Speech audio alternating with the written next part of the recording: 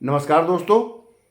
पिछले वीडियो में हम लोगों ने 2014 और 2018 का जो समान अध्ययन का प्रश्न पत्र था सहायक कृषि सचिव का, उस पर डिस्कशन किया था, उसके कंपैरेटिव डिस्कशन किया था और आपको बताया था कि राज्य व्यवस्था यानी कि कॉन्स्टिट्यूशन, भारतीय इतिहास और राष्ट्रीय आंदोलन, पर्यावरण, जनसंख्या एवं विज्ञान, इनसे प्रश्न पत्र में क्या क्या प्रश्न पूछे गए थे उसका मैंने सलूशन भी किया था और उस पर डिस्कशन भी किया था। अब हम उसी कड़ी में अगला जो बाकी के बच गए हैं टॉपिक उस पर डिस्कशन करते हैं। इसमें भारतीय अर्थव्यवस्था, शिक्षा, योजनाएं, सामान्य ज्ञान है। भारतीय अर्थव्यवस्था में एक क्वेश्चन आया 2018 में, चूँकि 14 के संबंध में हम पूर्व में बता चुके हैं, इसलिए हम आज 18 के संबंध में बात करेंगे। 2018 में जो प्रश्न पत्र है, आर्थिक वैश्वीकरण की नीति भारत की अर्थव्यवस्था के लिए उचित है या नहीं। पहले तो हमको ये पता होना चाहिए कि आर्थिक वैश्वीकरण कहते हैं किसे। ग्लोबलाइजेशन, इकोनॉमिक ग्लोबलाइजेशन में आपको पता होना चाहिए कि राष्ट्रीय जो इकोनॉमी है उसको वर्ल्ड की इकोनॉमी के साथ इंटीग्रेट कर देना, इज कॉल्ड इकोनॉमिक ग्लोबलाइजेशन। अब राष्ट्रीय अर्थव्यवस्था का कि एवं उसकी संस्कृति को विश्व की अर्थव्यवस्था के साथ एकीकरण करना ही ग्लोबलाइजेशन है। अब इसके कुछ फायदे हैं। कहता है कि क्या उचित है या नहीं, तो हमें पहले उचित दर्शाने के लिए उसके फायदे बताएंगे। फायदा तो यही है कि इससे इकोनॉमिक ग्रोथ होगी। जब हम अपने व्यापार को वैश्विक दृष्टिकोण पर ले जाएंगे तो इकोनॉमिक ग्रोथ निश्चित ही है। दूसरा, हमको नया बाजार मिलेगा। अभी तक अपने देश के लिए ही काम कर रहे थे, अब जब इकोनॉमी खुल गई, टैक्सेशन समरूप कर दिए गए, जैसा हमारे देश में टैक्स होंगे वैसे विदेश में टैक्स होंगे, तो किसी प्रकार के आयात निर्यात में किसी प्रकार का कोई डिफरेंस नहीं आएगा, तो हमारा नया बाजार मिलेगा। विश्व के लोग यहाँ इन्वेस्ट करेंगे और इंडियन बाहर इन्वेस्ट करेंगे। इस प्रकार से हमको नया बाजार मिलेगा और विदेशी निवेश होगा।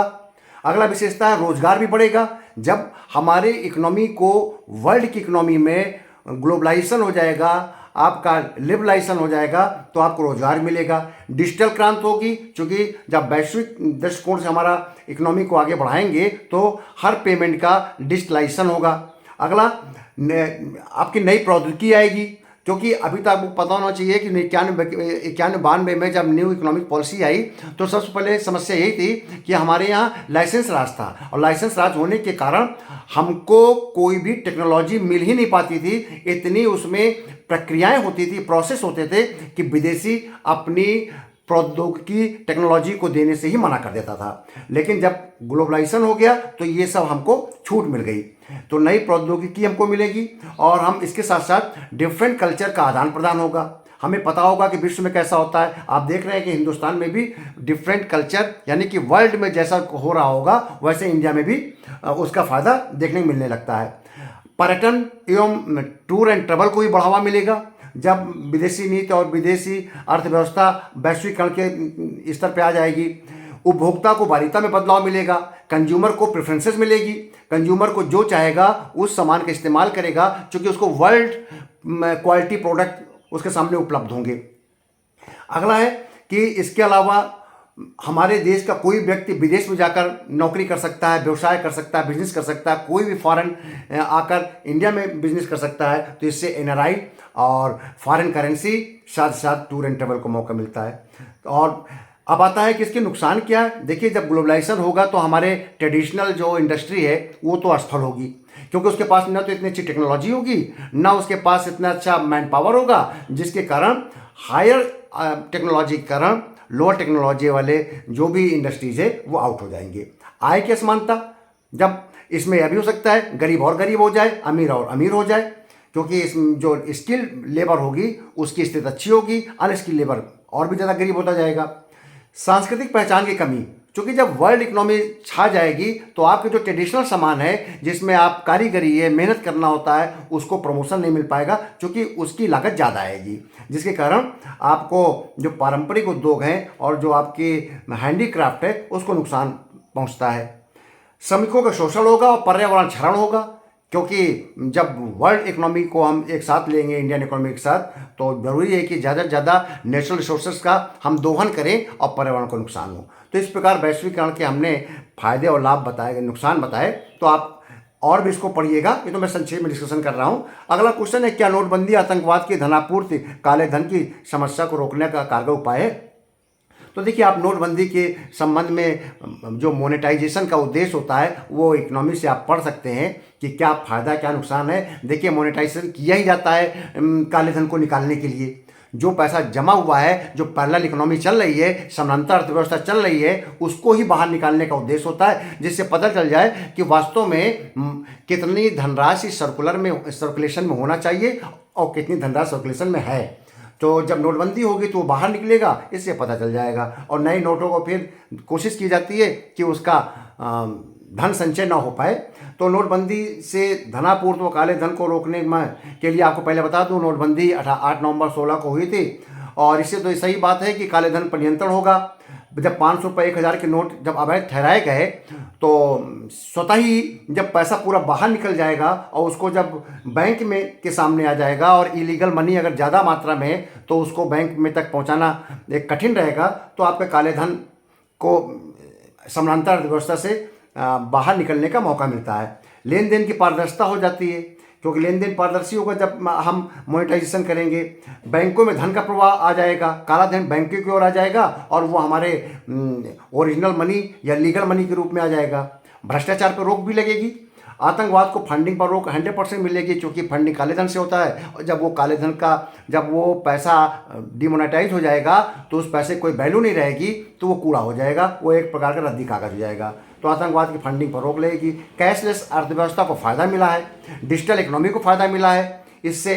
तो फायदे ज़्यादा हुए हैं। नुकसान आर्थिक वृद्धि में गिरावट जरूर हुई है कि उस समय अर्थव्यवस्था कमज़ोर हो गई थी, लेन देन की क्षमता लोगों घट गई थी और मार्केट में पैसा नहीं था। रोजगार में कमी भी आ गई थी, क्योंकि बहुत से इंडस्ट्रीज, बहुत से बिजनेसमैन के पास इंडियन करेंसी, नई करेंसी नहीं थी, तो उन्होंने शॉर्टन कर दिया था, कल्टल कर दिया था अपने एम्प्लॉयमेंट को। तो प्राइवेट सेक्टर में उस समय रोजगार में कमी भी आई थी और लोगों को लिए थोड़ा कठिनाई आई थी, लेकिन इससे फायदे ज़्यादा थे। अगला आता है शिक्षा। शिक्षा में देखिए, विश्वविद्यालय अनुदान आयोग, और आपके 2014 में भी विश्वविद्यालय अनुदान आयोग पे क्वेश्चन आया है। तो ध्यान रहे, यूजीसी पे आप लोग क्वेश्चन जरूर तैयार करके रखिएगा। यूजीसी हायर एजुकेशन इंस्टीट्यूशन को मॉनिटरिंग करती है, रेगुलेट करती है और इनको फंडिंग करती है आपके हायर एजुकेशन की क्वालिटी के लिए। विश्वविद्यालय के विकास और ऑटोनमस बॉडी, ये विकास के लिए काम करता है। ये ऑटोनमस बॉडी है, गवर्नमेंट का इस पर कंट्रोल नहीं होता है। विश्वविद्यालय को शैक्षणिक संस्थानों को शोध एवं विकास के लिए पैसा देती है। यूजीसी नेट जो क्वालिफाई करते हैं और जो जीआरएफ लेते हैं उनको ये पीएचडी के लिए फंडिंग करती है।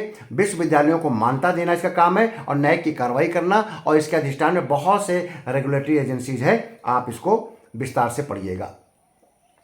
भारत में प्रस्तावित समान शिक्षा प्रणाली का गुणदोष, तो ये क्वेश्चन जो उस समय प्रस्तावित थी न्यू एजुकेशन पॉलिसी, उस पर आया था।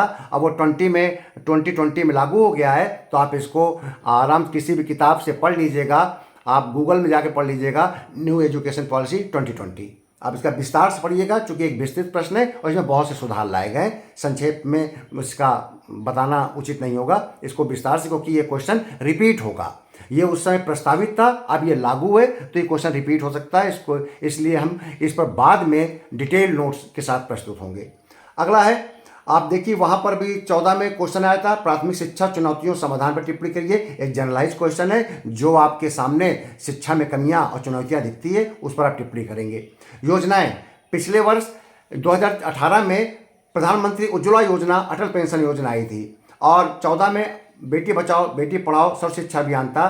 तो आपको पता ही है, उज्ज्वला योजना एक नई योजना थी जो कि 2015-16 में ही स्टार्ट की गई थी, और इसका उद्देश्य था कि ग्रामीण परिवार में जो बिलो प्रॉपर्टी लाइन रह रहे हैं उसमें महिलाओं को एम्पावरमेंट करना था और उनको गैस कनेक्शन देना था।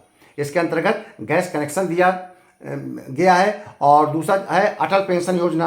अटल पेंशन योजना भी ये ऐसे लोगों के लिए था जिससे कि एक सोशल सिक्योरिटी हो सके, और सबको, लगभग ऐसे लोगों को जिनको अन्य क्षेत्रों में पेंशन नहीं मिलती है उनको पेंशन मिल सके।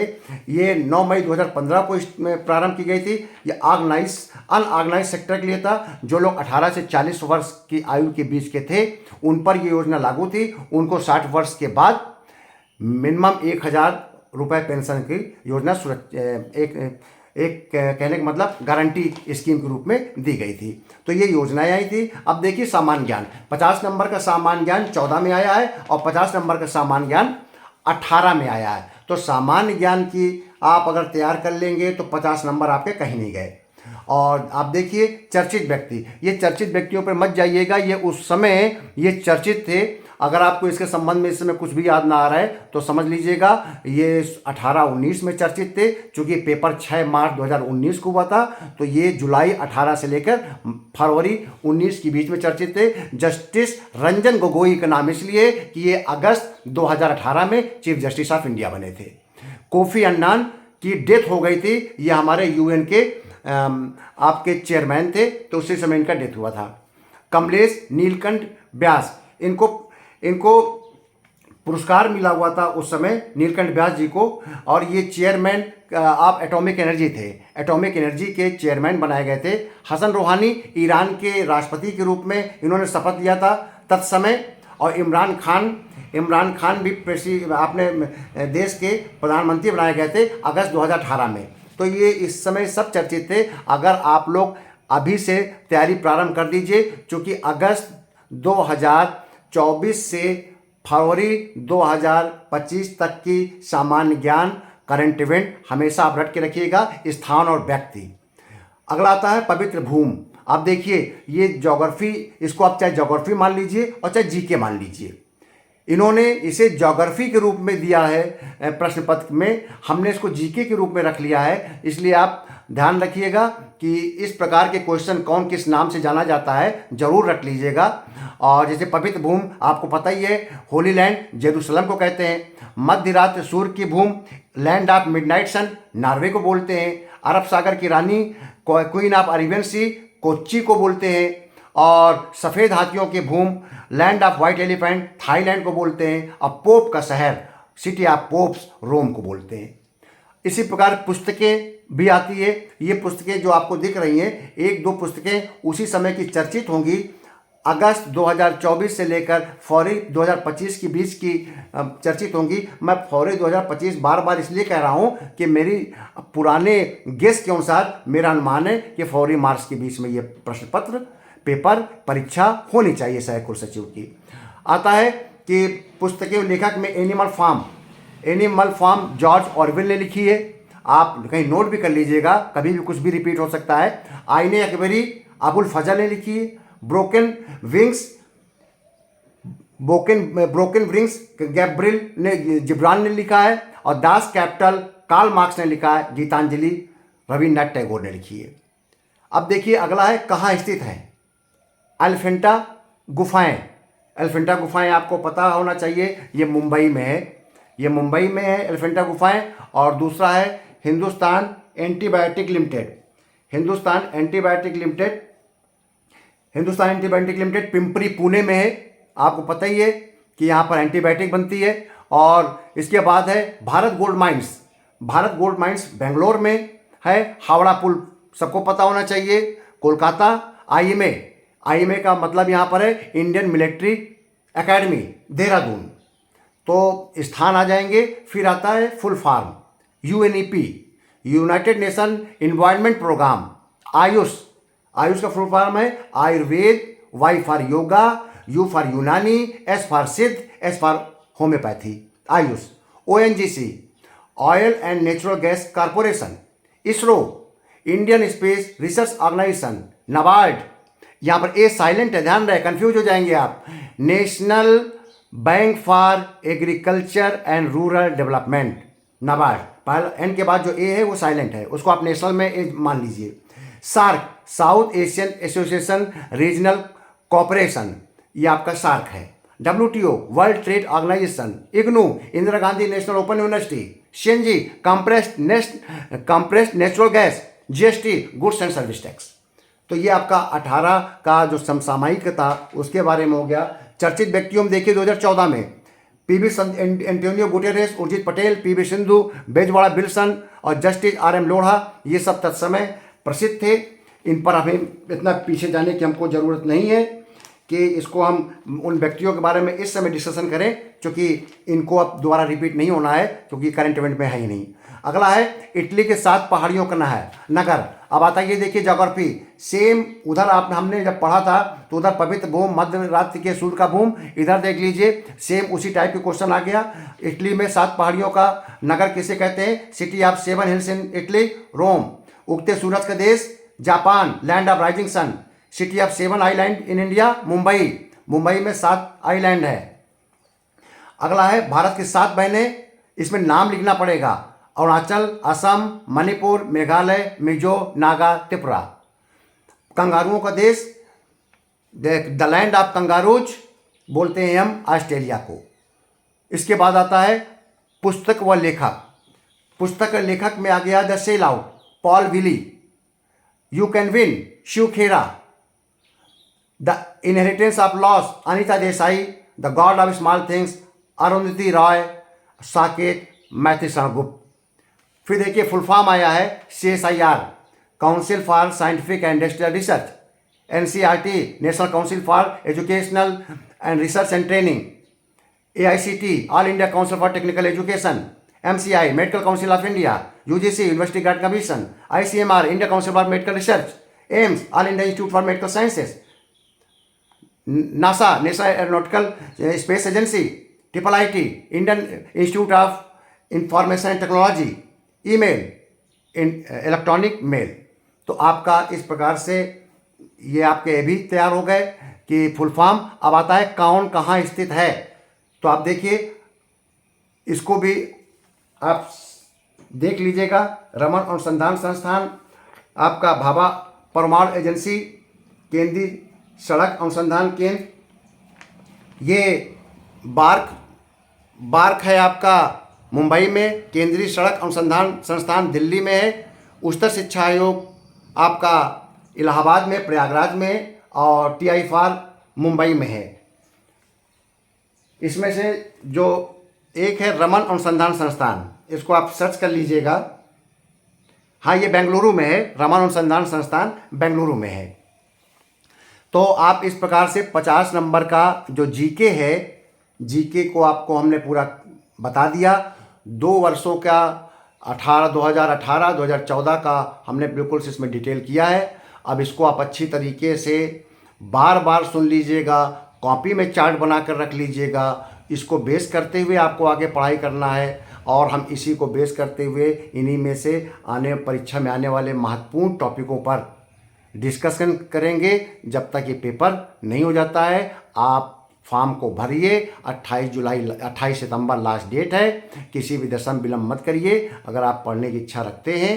और ग्रेड पे 7600 तक के पद में काम करने का आपको अगर इच्छा है तो आप अभी से लग जाइए। कुछ भी असंभव नहीं है यदि आपने दृढ़ प्रतिज्ञा कर लिया है। इसलिए अब अगले एपिसोड में हम किसी अन्य विषय पर डिस्कशन करेंगे। और लगातार हमारे अगर इस चैनल को लाइक करिए, सब्सक्राइब करिए, शेयर करिए। और इस चैनल में किसी और सब्जेक्ट की आपको लगता है कि मार्गदर्शन या डिस्कशन या वार्ता की जानी चाहिए तो आप कमेंट्स में ज़रूर लिखें।